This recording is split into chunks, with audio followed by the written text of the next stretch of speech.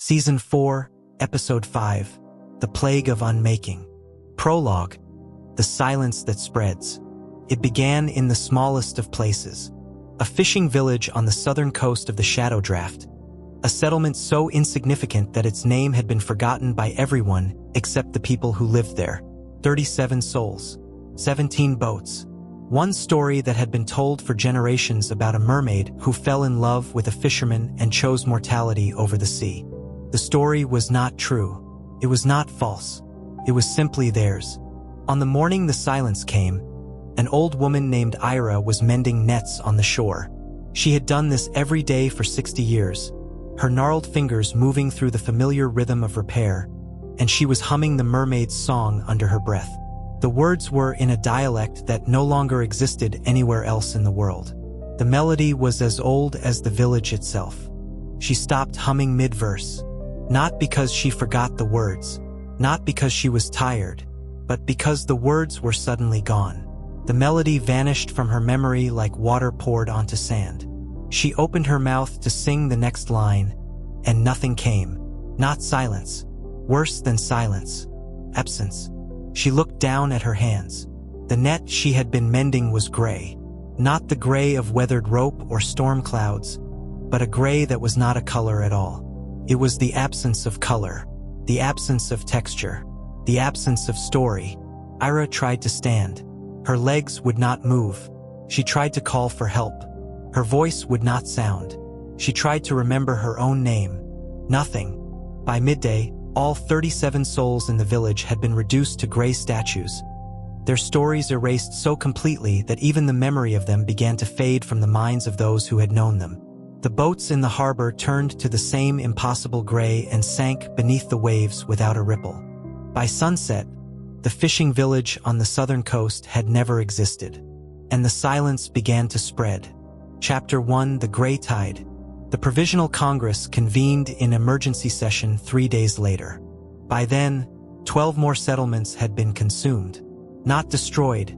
There was no violence, no fire, no enemy to fight. They had simply stopped.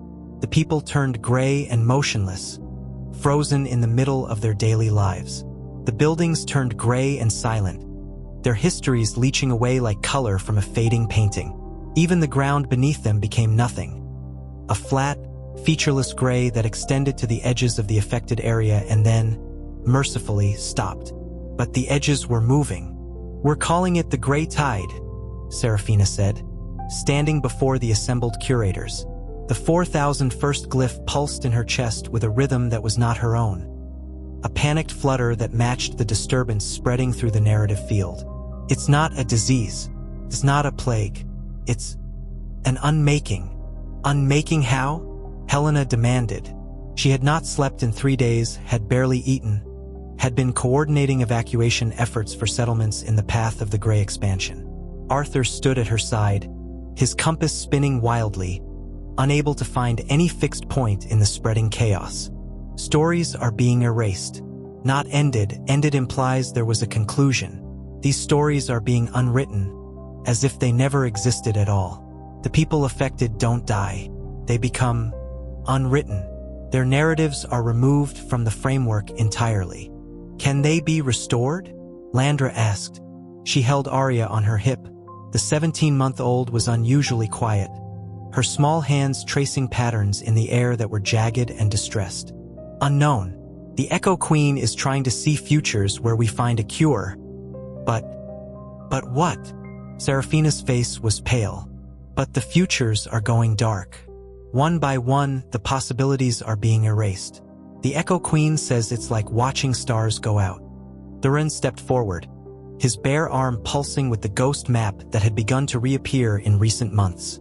The lines were flickering now, unstable, responding to the disturbance like a seismograph during an earthquake. "Where did it start?" he asked. "A village on the southern coast of the Shadow Draft.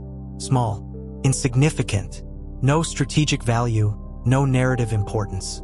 Just people, living their lives. And it's spreading how? Geographically at first, from the village outward, consuming everything in its path. But in the last 12 hours, it started jumping. new outbreaks appearing hundreds of miles from the nearest affected area. No pattern we can identify, no logic. Everything has a logic, Dominic said grimly. We just haven't found it yet. Damien stood at his side, fully human now, his eyes carrying the weight of someone who had once been a vessel for a god. I can feel something, he said quietly. Not Uchelon, something else. Something hungry. Hungry how? Not like Uchelon's hunger. That was the hunger for endings, completion. This is different. This is hunger for existence. Whatever is causing the gray tide, it doesn't want to end stories. It wants to be stories. It wants to exist, and it's consuming everything in its path to fuel that existence. The chamber fell silent. Outside, the world tree's 3 trunks whispered with voices that sounded afraid. We need to know what we're facing, Seraphina said finally. Karis, can your flame trace the source? Karis stepped forward, the black flame burning on his fingertip. It was pulsing erratically now, its usual steady rhythm disrupted by the same chaos that was spreading through the narrative field. I can try, he said, but the flame was made for pruning wild stories, for bringing endings to narratives that had grown out of control. This is different. This is anti-narrative. The flame doesn't know how to burn something that doesn't have a story. Then we find someone who does, Theren said. Someone who's seen something like this before. Who? Theren looked down at his arm, where the map lines were flickering toward a single point. A place he had never seen, a location that didn't exist in any draft he knew. There, he said. Whatever's causing this, it's there. Chapter 2. The Forgotten Ones. The map on Theren's arm led them to a place that had no name. It existed in the deepest margins between drafts, a region where even the Echo Queen's sight grew dim and uncertain. The landscape was wrong.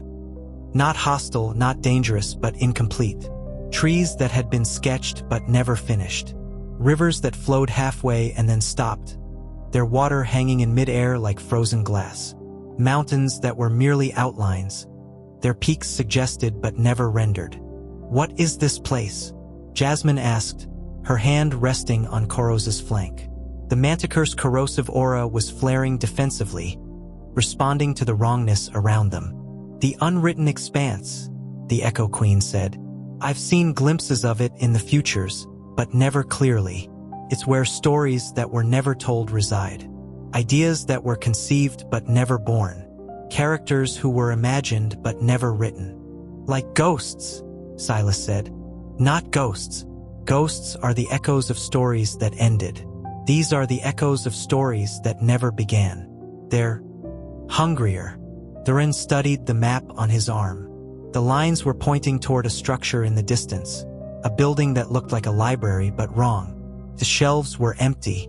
The windows were dark. The doors hung open, waiting. The gray tide started here, he said, or something like it. The source is inside. They approached the library cautiously. The ground beneath their feet was gray, but not the consuming gray of the tide.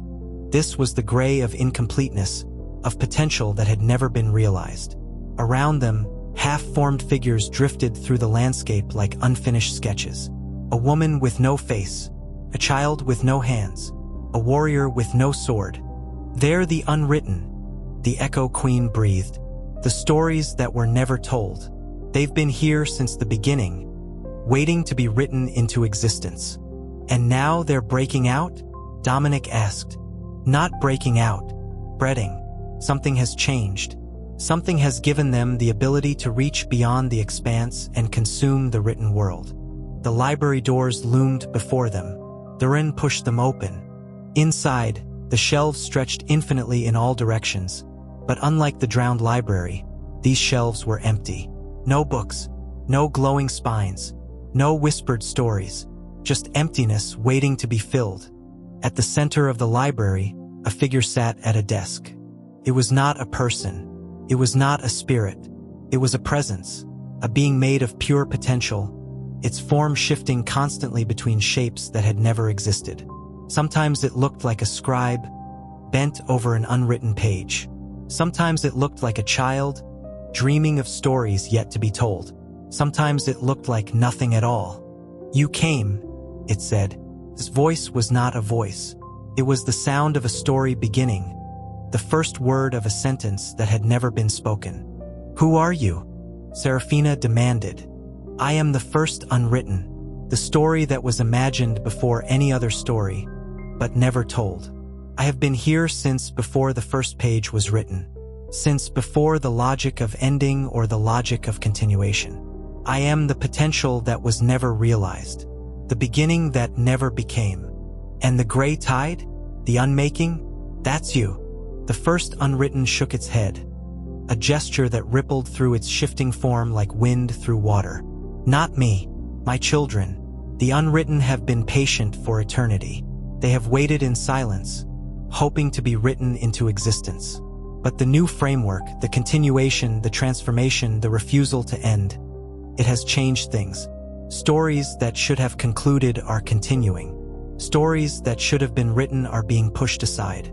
The unwritten see a world overflowing with narratives, and they see no room for themselves.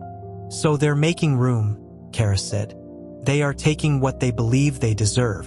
They are consuming the written world to create space for themselves. They do not understand that consumption will not make them real. It will only unmake everything. How do we stop them? The first unwritten regarded them with eyes that were not eyes. You cannot stop them. They are not enemies to be defeated.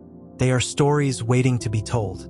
The only way to stop the gray tide is to give the unwritten what they have always wanted, which is existence. Write them into the framework. Give them stories of their own. Fill the empty shelves. The expedition exchanged glances. This was unprecedented. Impossible. The unwritten were not just a few forgotten stories, they were infinite. Every story that had ever been imagined but never told. Every character who had flickered through a writer's mind and vanished. Every possibility that had been conceived and abandoned. There are too many, Landra said. We can't write infinite stories. No, the first unwritten agreed. But you don't need to write all of them. You need to write me. I am the first, the origin. If I am written into the framework, the others will follow. They will stop consuming and start becoming. And if we write you wrong? Theren asked. The first unwritten was silent for a long moment. Then I become something terrible. A story told badly can become a monster. A story told without care can become a plague worse than the gray tide. You must write me carefully. You must write me true. Who can do that? Serafina asked. Who can write the first unwritten? The first unwritten turned its shifting gaze toward Theren. The mapmaker's daughter, the child of continuation. She who was born at the intersection of old and new. She who sees the connections between all stories. She is the only one who can write me without breaking the framework. No, Landra said immediately. Absolutely not. She's 17 months old. She can't write anything. She doesn't need to write with words. She writes with connections, with maps, with the threads of narrative that bind all stories together. She has been doing it since before she was born. She simply needs to do it consciously one time for me. And if she fails? Then the gray tide consumes everything. The unwritten erase the written world, and the framework collapses into silence. Theren looked at Landra. Landra looked at Theren. Aria, in her mother's arms, reached out toward the first unwritten with one small hand. Map, she said. Continue. Together. Chapter 3. The Night of Red Knives. They returned to the Provisional Congress with the first unwritten's offer weighing on them like a stone. But before they could begin planning how a toddler might write the oldest story never told, another crisis erupted. Dominic received word from the triads of Benantas. The castle was under attack. Not by the gray tide, that would have been almost welcome, a threat they understood how to face. No, the castle was under attack by something worse. Inasik Charan Nazi, Dominic said, his voice hollow. The Knight of Red Knives. He's back. The assembled curators stared at him. Most of them had heard the name only in whispers, a legend from Dominic's past that he never spoke about. The Knight of Red Knives had been the greatest enemy of House Benantas, a warrior whose blades were forged from crystallized endings, weapons that could cut stories out of existence. He had been defeated decades ago. His body scattered across the margins of reality. His narrative ended, or so everyone had believed. "He can't be back," Damien said. "I saw him die. We all saw him die. We saw his story end. But stories don't end anymore." The new framework, the continuation, it must have reached him, pulled him back from conclusion. Where is he now? Outside the castle walls. He has an army. An army of what? Dominic's face was grim. The Reclaimed. The Reclaimed were not a new faction. They had existed since the earliest days of the Great Fracture. A cult of story spirits who believed that the only true narrative was the one that had been lost when the Prime Draft and Shadow Draft split. They sought to reclaim that lost original story by erasing everything that had been written since, which was to say, everything. They had been dormant for centuries, their numbers too small to pose a real threat. But the Grey Tide had changed things. The unwritten's consumption of the written world had given the Reclaimed an opening. They had allied with the Knight of Red Knives, and together they were marching on the Triads. "Why Benantas?" Helena asked. "Because Benantas is built on the oldest story in the Shadow Draft. The foundation of the castle is a narrative that predates the fracture. If the Reclaimed can erase that story, they can begin unmaking the Shadow Draft from its roots. Then we have to stop them. We do, but we also have to deal with the Grey Tide, and the first Unwritten, and the fact that our only hope is a toddler who can barely speak in full sentences." Dominic's voice was bitter. "We're being pulled in too many directions." "Then we divide," Theren said. "Some of us go to Benantas. Some of us stay here to work on the first Unwritten. Some of us try to find another way to stop the Grey Tide." Divide and be conquered? Divide and hope we're strong enough to win on multiple fronts. It's the only option we have. Chapter 4. The Reclaimers Return. Lyra Dracoe had not expected to see her former allies again. She had left the Reclaimers behind when they abandoned her, when they called her traitor for feeding primal energy to Uchelon. She had rebuilt herself from the ashes of that betrayal, had learned to argue instead of control, had become someone new. She had thought that chapter of her life was closed. But when the Reclaimer emissary appeared at the edge of the Congress's territory, she knew the chapter was not closed at all. It had merely been waiting. "Princess Lyra," the emissary said. It was the same gaunt woman who had come before, the one with eyes like chips of ice. "We meet again. I told you before, I'm not a princess." "No, you're something more interesting now." The emissary smiled, and it was not a pleasant expression. "You've been inside the first page. You've spoken with the first Unwritten. You know things the Reclaimers would very much like to know. Is that why you're here? To interrogate me? To offer you a choice?" Again, the emissary stepped closer. "The Grey Tide is consuming everything. The Knight of Red Knives is marching on Benantas. The framework is destabilizing. The old certainties are crumbling. And in the chaos, there is opportunity." "What kind of opportunity?" "The Reclaimers have found something. Something in the margins between drafts. A story that was written before the fracture, the original narrative from which both the Prime Draft and Shadow Draft were derived. We call it the UR Tale." Lyra's blood chilled. The UR Tale was a legend, a myth that even the most devoted Reclaimers had never been able to verify. It was said to be the source of all narrative, the story from which all other stories had sprung. If it existed, if it could be found, it could rewrite reality from its foundations. "You're lying." "I'm not. We found it, and we're going to use it to unmake the fractured world and restore the original story.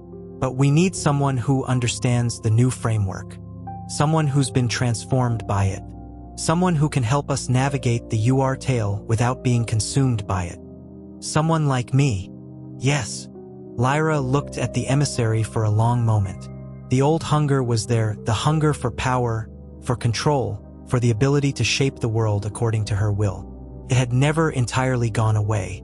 It was part of who she was, part of who she had always been. But she was not who she had always been. Not anymore. "No," she said. The emissary's smile faltered. No, I've made this choice before. I'm making it again. I won't help you unmake the world. I won't help you restore a story that no longer exists. The fractures happened. The draft split. The world changed. And we changed with it. That's not a tragedy. That's a continuation. You're making a mistake. Maybe, but it's my mistake to make. Lyra turned away. Go back to your masters. Tell them the princess is still dead. The woman who stands here now is someone else. Someone who doesn't want what you're offering. The emissary's eyes narrowed. Then you leave us no choice. The UR tale will be opened. The original story will be restored. And everyone who stands in our way, including you, will be unwritten. She vanished into the shadows, leaving Lyra alone with the weight of what she had just learned. The UR tale was real. The Reclaimers had found it. And if they opened it, everything, the new framework, the third trunk, Uchelon's transformation, Aria's maps, everything would be undone. She had to warn the others. Chapter 5. The Seer's Vision. The Echo Queen sat at the center of a memory storm that was dying.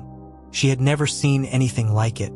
The futures that surrounded her, the infinite branching possibilities that she had perceived since the moment of her creation, were going dark. One by one, the timelines were being erased, consumed by a gray nothing that spread like ink through water. It was the gray tide, but not as it appeared in the physical world. This was the tide as it existed in the realm of pure possibility. Every future that was consumed was a future that would never happen. Every timeline that went dark was a story that would never be told. And at the center of the dying futures, she saw something she had never seen before. A library. Not the drowned library. Not the empty library of the unwritten. A third library, older than both, hidden in a place that existed before the first page was written. Its shelves were filled with books that glowed with a light she didn't recognize. Not the light of ending, not the light of continuation, but something else entirely. The UR tale. It's real, she breathed. The original story. It's real and it's being opened. The original story is gone. It's been gone for millennia. The draft split. The world changed. You can't undo that. Can't I? The knight raised one of his red blades. It burned with the light of pure termination, a light that could cut stories out of existence entirely. The UR tale contains everything. The prime draft, the shadow draft, every story that has ever been told or ever will be told. It is the source. And when it is opened, all of this. He gestured at the castle, at the world, at existence itself. Will be unwritten. The fractures will be healed. The drafts will be merged. The original story will be restored. And everyone living in the fractured world? What happens to them? They were never supposed to exist. They will return to the potential from which they came. They will become unwritten. How much time? The battle raged on. Soldiers fell. Stories ended. The gray tide of the reclaimed pushed closer and closer to the castle gates. And then, just when it seemed that all was lost, a new sound cut through the chaos. Dragon song. And the gray tide? The gray tide is the hunger of the unwritten made manifest. If I am given a story, the hunger is satisfied. The tide will recede. The unwritten will stop consuming and start becoming. And if she fails? The first unwritten's form flickered. Then I become a monster. A story told badly can become a plague worse than the gray tide. I will not simply consume the written world. I will corrupt it, twist it, make it into something terrible. No pressure, Theren muttered. Aria looked up at him with her mother's eyes and her father's stubbornness. Map, she said. Continue. Together. Yes, together. She reached out and pressed her hand against his cheek.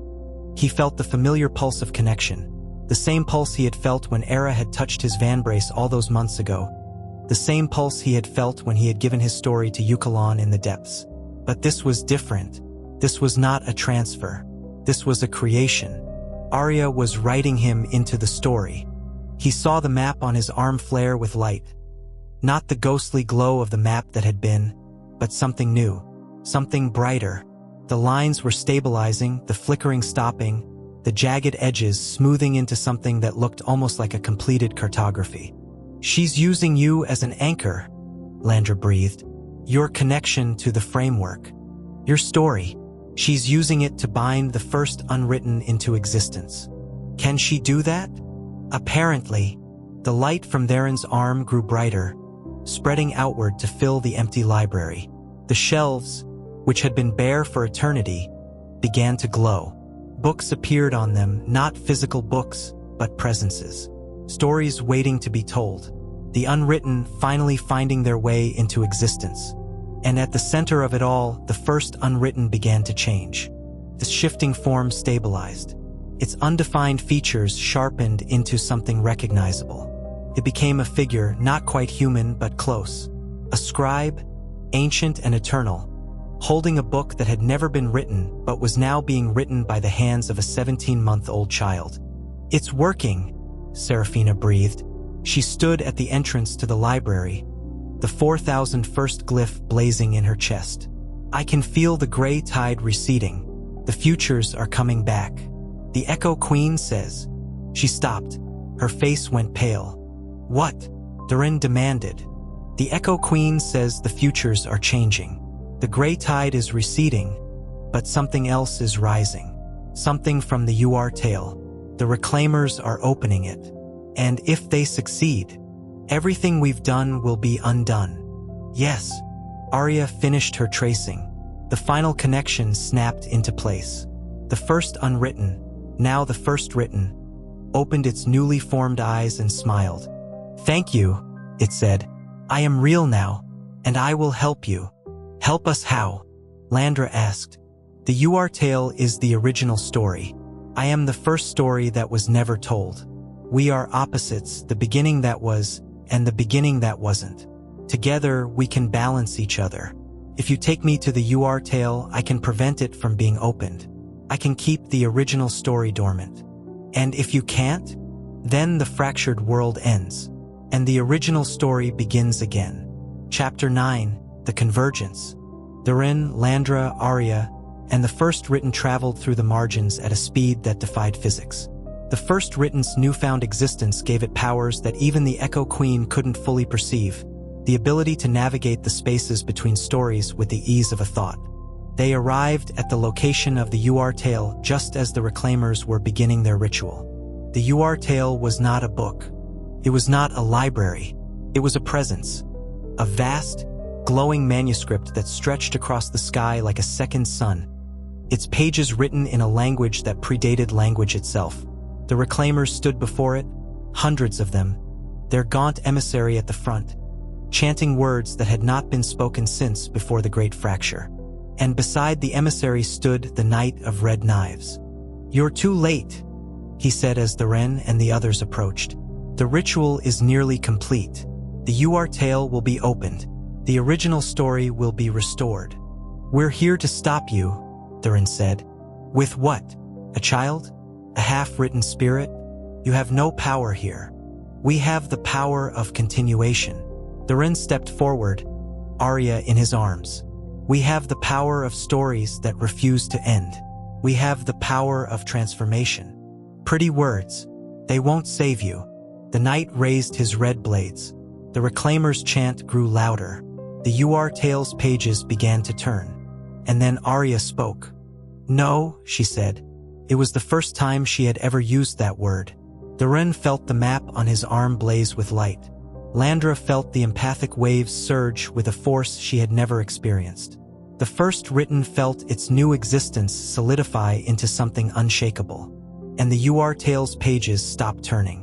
"What?" the emissary began. "She said no," Theren said. "And in this framework, consent matters. You can't force a story to be told. You can't force the UR tale to open. Not when someone with the authority to refuse is standing here. The child has no authority. The child mapped the first unwritten into existence. The child walked the first page and emerged unchanged. The child is the daughter of continuation. She has more authority than anyone here." The Knight of Red Knives laughed, a sound like breaking glass. "Then we do this the hard way. He lunged. Chapter 10. The Night's End. The battle was brief and terrible. The Knight of Red Knives moved with the speed of a story reaching its climax. His red blades cutting arcs of pure termination through the air. Every strike was an ending waiting to happen. Every parry was a narrative being severed. Theren fought with the only weapon he had, his bare arm, the map blazing with the light of connection. He wasn't a warrior. He had never been a warrior. But he was a mapmaker and he knew how to find weak points. The knight's armor was forged from crystallized endings. It was impervious to physical attack, immune to narrative disruption. But it had one weakness. It was made of stories that had been forced to end. Stories that had not consented to their conclusion. Stories that might, given the chance, choose to continue. Aria, Theren gasped, dodging a strike that would have ended him entirely. Can you see the stories in his armor? Aria's eyes were bright with the light of pure perception. Map, she said. Continue. Together. She reached out toward the knight, and the stories in his armor began to wake. They were fragments, broken endings, severed conclusions, narratives that had been cut short before their time. But Aria's touch gave them something they had never had. A choice. The chance to continue. The chance to become something other than endings. One by one, the stories in the knight's armor chose transformation. The red blades flickered. The crimson armor cracked. The knight screamed. A sound that was not rage or pain, but unmaking. His existence had been built on the logic of ending. Without it, he was nothing. No, he gasped. No, I am the ending. I am the conclusion. I am. You are a story, the first written said, and all stories deserve a choice. Even you. The knight's form unraveled. Not destroyed, transformed. The endings that had made him were freed to become continuations. The warrior who had been the greatest enemy of House Benantas dissolved into 1,000 fragments of light, each one a story choosing to begin again. And when the light faded, there was nothing left but a single red knife, its blade no longer burning with the light of termination. It was just a knife now, ordinary and unremarkable, waiting for a new story to be told. The reclaimers stared at the place where their champion had been. The emissary's ice-chip eyes were wide with something that might have been fear. The UR tale, she whispered. It's still here. We can still open it. No, the first written said. You can't. It stepped forward, its newly formed body glowing with the light of the first story never told. It placed its hand on the UR tale's cover, a vast, glowing manuscript that stretched across the sky, and spoke a single word. Balance. The UR tale shuddered. Its pages, which had begun to turn, fell still. Its light, which had been blazing with the fury of restoration, dimmed to a gentle glow. I am the story that was never told, the first written said. And the UR tale is the story that was told first. We are opposites, equals. Neither of us can exist without the other. If the UR tale is opened, I will be unwritten. If I am unwritten, the UR tale will lose its balance. It will consume itself. The original story will not be restored. It will be destroyed. You're bluffing, the emissary said. I am the first story that was never told. I don't know how to bluff. The emissary stared at the first written for a long moment. Then, slowly, she lowered her hands. The reclaimer's chant faltered. The ritual stopped. This isn't over, the emissary said. The UR tale is still here. The original story is still waiting. We will find another way. Perhaps, the first written agreed. But not today. The reclaimers retreated into the margins, their forms dissolving into the spaces between stories. The gaunt emissary was the last to go, her ice-chip eyes meeting Lyra's, for Lyra had arrived with Kalen and the concept WRM, having followed the pulse of the UR tale. Princess, the emissary said, when the original story is restored, you will wish you had chosen differently. I already wish many things, Lyra replied, but I don't wish that. The emissary vanished. The UR tale's light dimmed further, becoming a gentle glow that illuminated the margins like a second moon. And the gray tide, which had been consuming the world, finally stopped. Chapter 11: The Whisperfolk. 3 days after the gray tide receded, a new people emerged from the margins. They were not human. They were not spirits. They were not unwritten or reclaimed or any of the other factions that had populated the fractured world for millennia. They were something entirely new, or perhaps something impossibly old, a race that had been hiding in the spaces between stories since before the Great Fracture itself. They called themselves the Whisperfolk. The first contact occurred at the edge of the restored zone, where the gray tide had consumed a fishing village and then released it. The villagers were still recovering, their stories slowly returning, their gray skin gradually regaining color. They were fragile, confused, uncertain whether they had survived or been reborn. And then the Whisperfolk walked out of the sea. They were tall and slender, their bodies covered in a fine silver down that rippled like grass in wind. Their eyes were large and dark, adapted to a light spectrum that did not exist in either draft. Their mouths, when they spoke, moved in ways that human mouths could not, forming words that were also songs, sentences that were also melodies. "We are the listeners," their leader said to the terrified villagers. Her name, translated into human speech, was something like, "She who heard the first silence."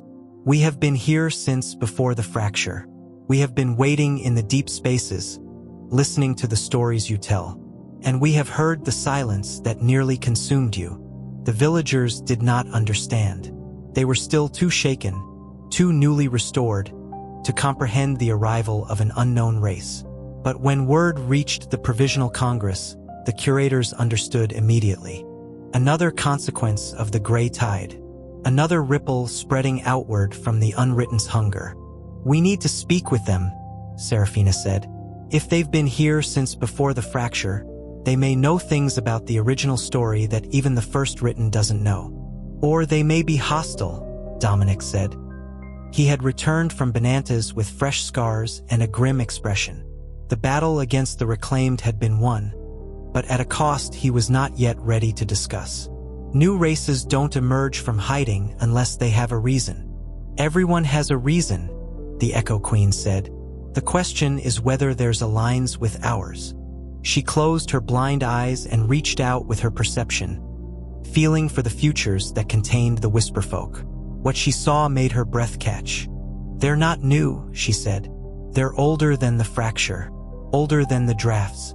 They were here before the original story was written. They heard it being written. They were the first audience." "The first audience?" Kaelin asked. "What does that mean?" "It means they know the UR tale.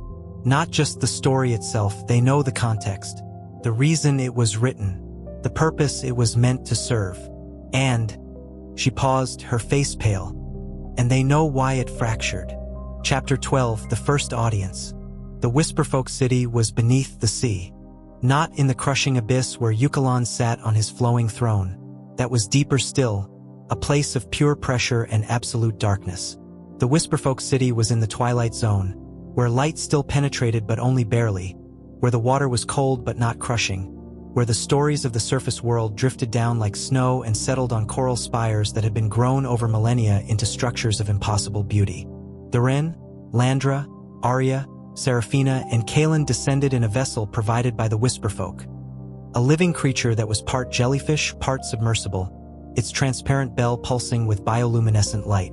Aria pressed her hands against the membrane, watching the deep sea life drift past with eyes that reflected the glow. "Fish," she said. "Stories." "The fish have stories?" Landra asked. "Everything has stories. The fish, the coral, the water, the silence." "The silence has a story?" Aria nodded solemnly. "The longest story, the one that was never told." Theren exchanged a glance with Landra. Their daughter's perception was growing sharper every day. She could see things now that even the Echo Queen could not, the deep connections, the ancient threads, the stories that predated story itself. The vessel descended through the spires of the Whisperfolk city. It was a place of organic architecture, towers grown from coral and nacre, bridges spun from spider silk and sea foam, lights that moved through the water like schools of luminous fish. The Whisperfolk themselves drifted through their city with the grace of creatures that had never known gravity, their silver down rippling with every current. She who heard the first silence met them at the base of the largest spire, a structure that rose from the seafloor like a reaching hand, its fingers spread toward the surface that the Whisperfolk had avoided for millennia. "You came," she said. Her voice was a song, each word a note in a melody that seemed to resonate with the water itself. "We have been waiting for someone to come for a very long time." "How long?" Serafina asked. "Since the fracture. Since the original story broke. We heard it happen. We heard the silence that followed. And we have been listening ever since, waiting for someone to ask us what we heard. We're asking now." The Whisperfolk leader inclined her head, a gesture that rippled through her silver down like wind through grass. "Then come. We will tell you the story of the UR tale. The story that was written before any other story. The story that was not meant to be the only story, but became so anyway." Chapter 13. The Story of the UR Tale. The Whisperfolk's great hall was a chamber of living coral, its walls embedded with pearls that glowed with captured moonlight. Theren and the others sat on cushions woven from sea silk while the Whisperfolk gathered around them, their silver down shimmering with anticipation. The UR tale was not written by a god. She who heard the first silence began. It was written by a storyteller, a mortal being like yourselves, who lived in a time before the drafts, before the fracture, before any of the frameworks that now govern existence. "A mortal wrote the original story?" Kalen asked. "Not a creator? Not a divine being? Mortals are the only ones who can write stories.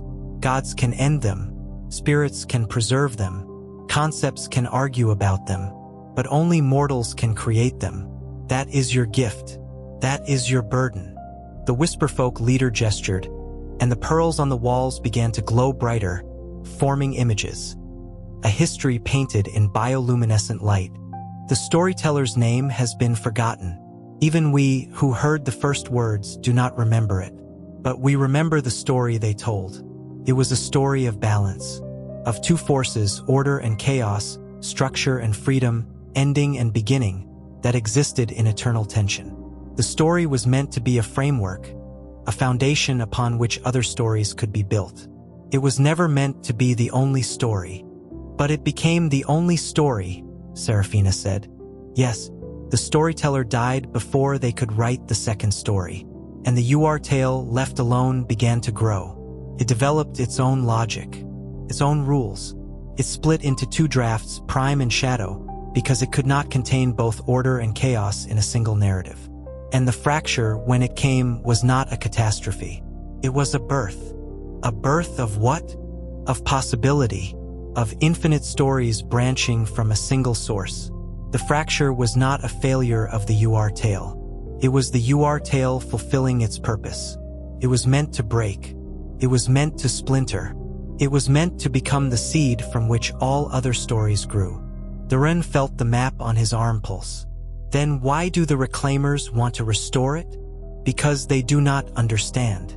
They believe the original story was perfect, and the fracture was a mistake. They believe that by restoring the UR tale, they can return to a state of perfect narrative unity. But there was never unity. There was only the tension between order and chaos, forever unresolved. The fracture was not a mistake. It was the point. And the gray tide? The unwritten are the stories that were never told. They have existed since before the UR tale was written. Potential narratives that flickered through the storyteller's mind and were abandoned. The UR tale was never meant to be the only story. But because the storyteller died, the unwritten were never given their chance. They have been waiting ever since. For someone to write them, Landra said. For someone to complete the storyteller's work. For someone to write the second story. The hall fell silent. The pearls dimmed.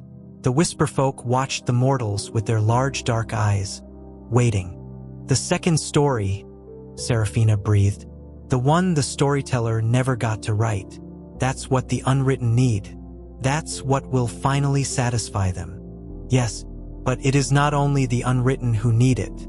The UR tale itself is incomplete. It has been trying to complete itself for millennia. First through the fracture, then through the drafts, then through the new framework of continuation. But it cannot complete itself. Only a mortal can do that. Only a storyteller. Aria sat in the center of the great hall, surrounded by Whisperfolk, her small hands tracing patterns in the water. And Aria is mortal. A library. Not the drowned library. Not the unwritten library. A third library, filled with books that have never been read. And a figure. A storyteller. I think, sitting at a desk, writing the first words of a story that has no ending. The second story, the Whisperfolk leader said, the one that will give the unwritten their home, the one that will complete the UR tale without undoing the fractured world, the one that will allow both drafts to exist in balance with the stories that were never told. Chapter 17, The Emissary's First Story. The gaunt woman with ice-chip eyes sat alone in a small room in the Provisional Congress and tried to write. Because without the third story, the cycle is incomplete. The first story was the beginning. The second story is the continuation. The third story is the transformation. The moment when beginning and continuation merge into something entirely new. And if no one writes it, then the cycle repeats. The gray tide will return. The UR tale will fragment again. The unwritten will grow hungry once more. Not now, not soon, but eventually. The cycle must be completed, Uchelon. The third story must be told. Uchelon closed his eyes and felt the web of connection that now bound him to every story in existence. He felt Aria tracing her maps in the garden. He felt the emissary writing her first word. He felt the Whisperfolk singing their ancient songs. He felt the UR tale pulsing with new completion. And he felt the voice in the darkness, waiting. If no mortal can write the third story, he said slowly, then who can? You can, the voice said. You were the ending of all things. Now you are the beginning of something new. You can become the storyteller of the third story, the one who completes the cycle. I am not mortal. I cannot create stories. You are not what you were. The map on your chest, Theren's story, it changed you. It gave you something no god has ever had before. It gave you mortality. Not the mortality of flesh and blood, but the mortality of connection. The mortality of being bound to other beings through love and fear and hope and despair. You can write stories now, Uchelon. You have been practicing for months. Uchelon looked down at his hands. They were trembling, not with fear, but with possibility. He had spent 10,000 years as the ending of all things. He had spent the past months learning to be something else. Something that could feel. Something that could connect. Something that could smile. Could he become something that could create?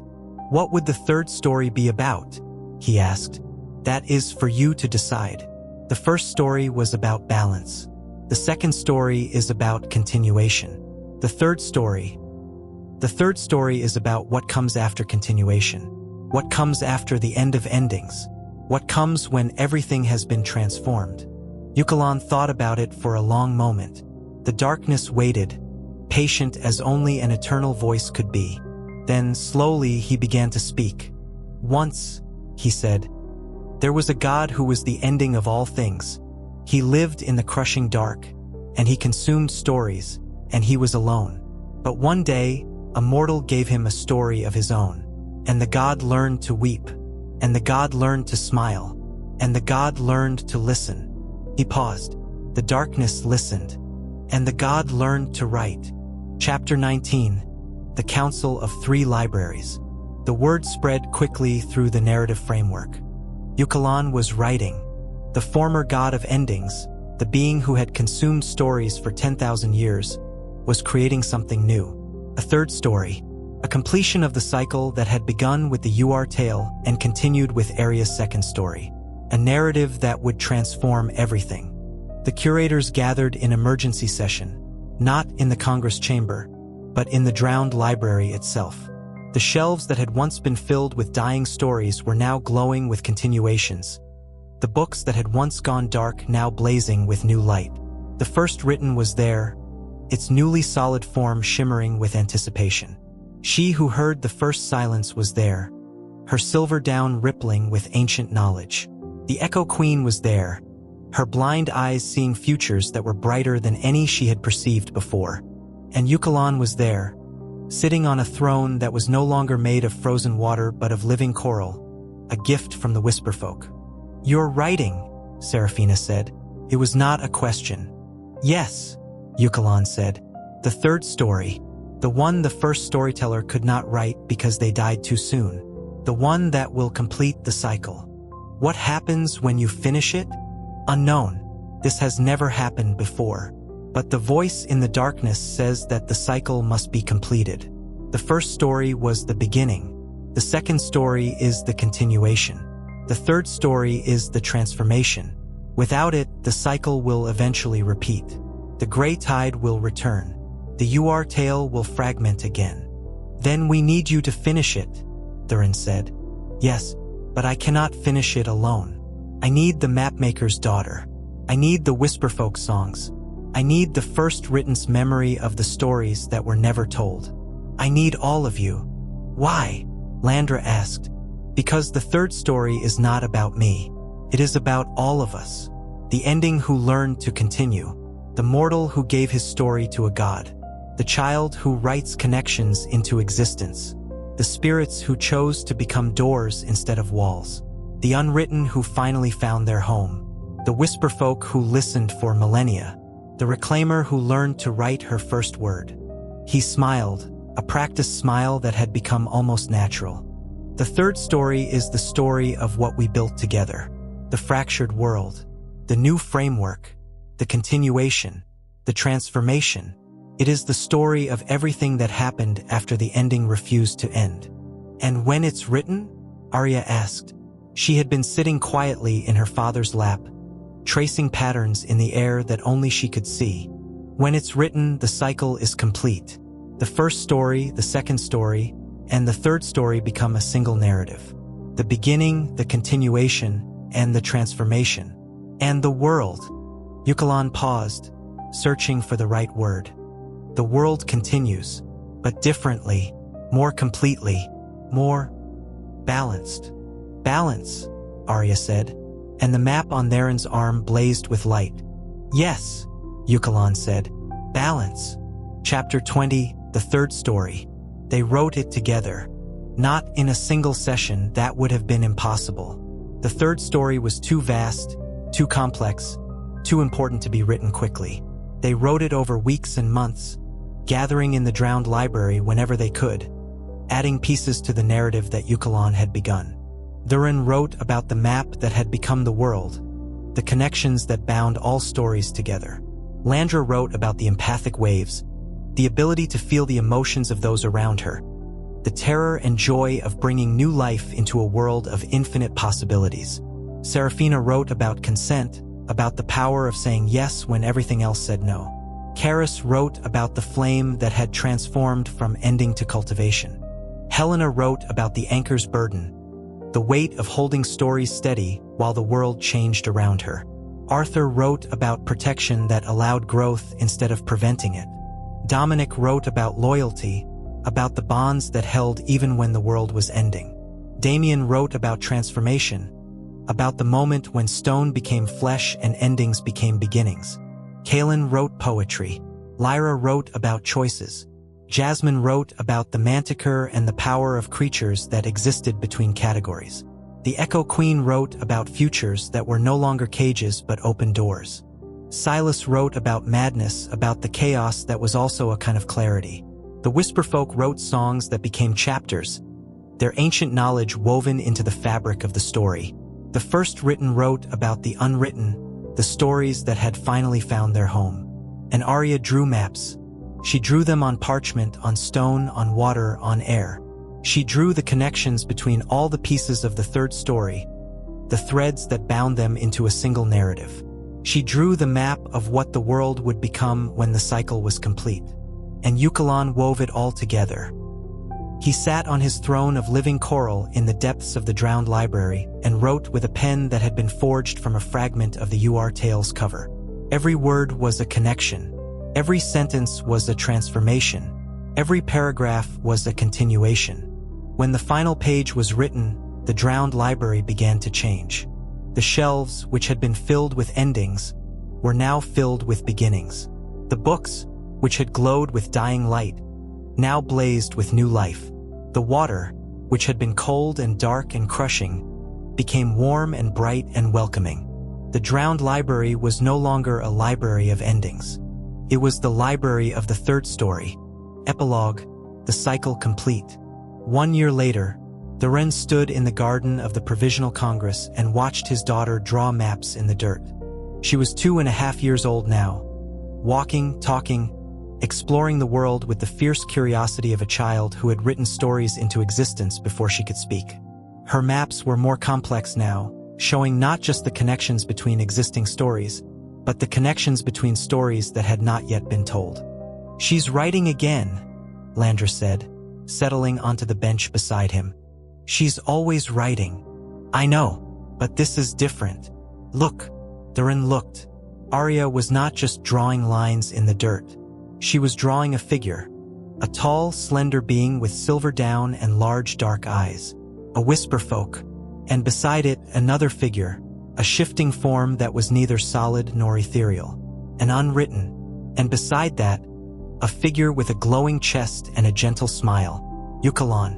"She's drawing the third story," Theren breathed, "the one we wrote together. She's drawing it from memory. Not memory, continuation. She's showing what happens next." Theren felt the map on his arm pulse. It was fully visible now, a permanent cartography of connections, always shifting, always updating, always showing him the way the world was changing. "Does it ever end?" he asked. "The story? Does it ever reach a final page?" "I don't think so," Landra said. "That's the point of the cycle. The first story was the beginning. The second story was the continuation. The third story is the transformation. And after transformation comes a new beginning." Yes, they sat together in the golden afternoon light, watching their daughter draw the future in the dirt. Around them, the world tree's 3 trunks whispered with voices old and new, endings and beginnings, continuations and transformations.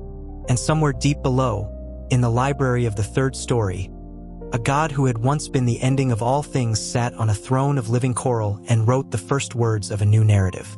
Once, he wrote, there was a world that refused to end, and in that world, there was a child who drew maps of infinite possibility. And in those maps, there was a story that had never been told before. And that story began like this. He paused, he smiled, and he continued.